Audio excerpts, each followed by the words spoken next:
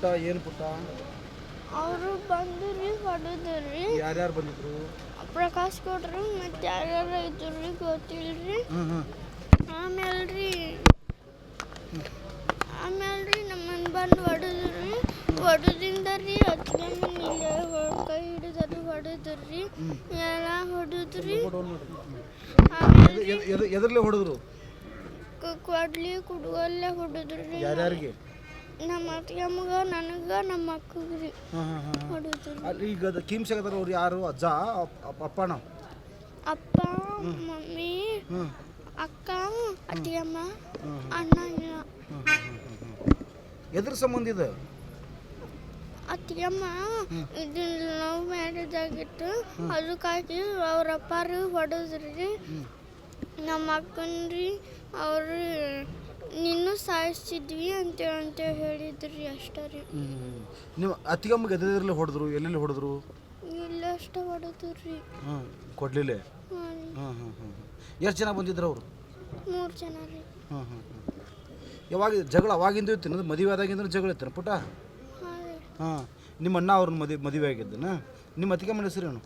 ಅತ್ತಿಗೆಮ್ಮನ ಹೆಸರು ಮಾನ್ಯ ಯುವಕಾನಂದನ್ ಮರಿ. ನಿಮ್ಮ ಅಣ್ಣನ ಹೆಸರು? ನಮ್ಮ ಅಣ್ಣನ ಹೆಸರು ಯುವಕಾನಂದ ರೀ. ಇವತ್ತು ಸಂಜೆ ಸುಮಾರು 6-6:30 ಗಂಟೆಗೆ ನಮ್ಮ ಹುಬ್ಳಿ ಗ್ರಾಮೀಣ ಪೊಲೀಸ್ ಠಾಣೆ ವ್ಯಾಪ್ತಿಯಲ್ಲಿ ಇನಾಮ್ ಇರಾಪುರ್ ಊರು ಅಂತ ಹೆಸರಲ್ಲಿ ಒಂದು ಘಟನೆ ನಡೆದಿದೆ. ಅದರಲ್ಲಿ 3 ಜನ ಆರೋಪಿಗಳು ಮಾನ್ಯ ಪಾಟೀಲ್ ಅಂತ ಲೇಡಿಗೆ ಪೈಪಿಂದ ಹೊಡೆದ್ರೆ ಅಸಾಲ್ಟ್ ಮಾಡಿದ್ದಾರೆ. ಅದಕ್ಕೋಸ್ಕರ ಜೊತೆಗೆ ಆವಾಗ ಜಗಳ ಬಿಡ್ಸೋಕ್ಕೆ ಯಾರು ಬಂದರೆ ಅವ್ರದ್ದು ಸೊಸೆ ಮದರ್ ಇನ್ ಲಾ ರೇಣುಕಮ್ಮ ಅವ್ರಿಗೇನು ಅಸಾಲ್ಟ್ ಮಾಡಿದ್ದಾರೆ ಮತ್ತು ಹೂವಮ್ಮ ಅವ್ರಿಗೇನು ಅಸಾಲ್ಟ್ ಮಾಡಿದ್ದಾರೆ. ಇದರಲ್ಲಿ ಹುಡುಗಿದು ಫಾದರ್ ಇನ್ ಲಾ ಅವ್ರಿಗೇನು ಅಸಾಲ್ಟ್ ಮಾಡೋದು. ಏನು ಕಾರಣ ಸರ್? ಅದಕ್ಕೆ ಸರ್ ಇದು ಕಳೆದ ಮೇ ತಿಂಗಳಲ್ಲಿ ವಿಕ್ಟಿಮ್ ಇದ್ದಾರೆ ಮಾನ್ಯ ಅಂತ. ಅವ್ರದ್ದು ಮದುವೆ ಆಗಿತ್ತು ವಿವೇಕಾನಂದ ಅಂತ ಹುಡುಗರ ಜೊತೆಗೆ. ಇದು ಹುಡುಗಿ ತಂದೆ ತಾಯಿ ಒಪ್ಪಿಲ್ಲ, ಹುಡುಗಿ ಫ್ಯಾಮಿಲಿ ಒಪ್ಪಿಲ್ಲ.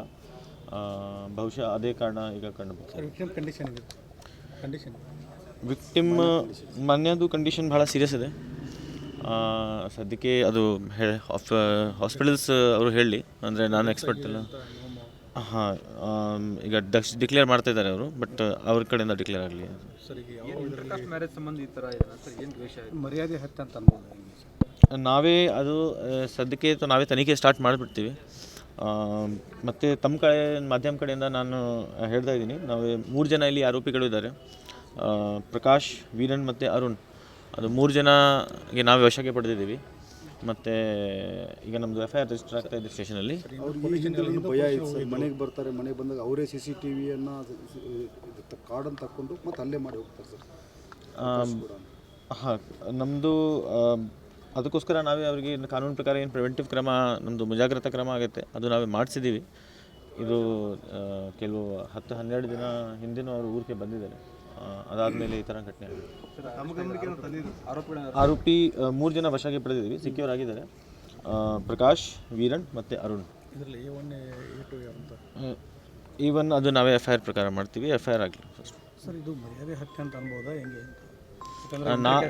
ನಾವೇ ಸದ್ಯಕ್ಕೆ ಏನು ಹೇಳೋಕ್ಕೆ ಆಗಲ್ಲ. ನಾವೇ ತನಿಖೆ ಮಾಡ್ತೀವಿ. ತನಿಖೆ ಮಾಡಾದ್ಮೇಲೆ ಏನು ಬರುತ್ತೆ ಅದ್ರ ಪ್ರಕಾರ ಹೇಳ್ತೀವಿ. Thank you sir. Thank you. ನಿರ್ಭೀತ, ನಿಷ್ಪಕ್ಷಪಾತ, ವಿಶ್ವಾಸಾರ್ಹ ಸುದ್ದಿಗಳಿಗೆ ಮತ್ತೊಂದು ಹೆಸರಾಗಿರುವ News18 ಕನ್ನಡ ಈಗ ಆಪ್ನಲ್ಲೂ ಲಭ್ಯವಿದೆ. ದಯವಿಟ್ಟು ಇಲ್ಲಿರುವ QR ಕೋಡ್ ಅನ್ನು ಸ್ಕ್ಯಾನ್ ಮಾಡಿಕೊಂಡು ಆಪ್ ಡೌನ್ಲೋಡ್ ಮಾಡೋದಕ್ಕೆ ಮರಿಬೇಡಿ. ನಿಮ್ಮ ಬೆಂಬಲ ಹೀಗೆ ಸದಾ ನಮ್ಮೊಂದಿಗಿರಲಿ. ಧನ್ಯವಾದ.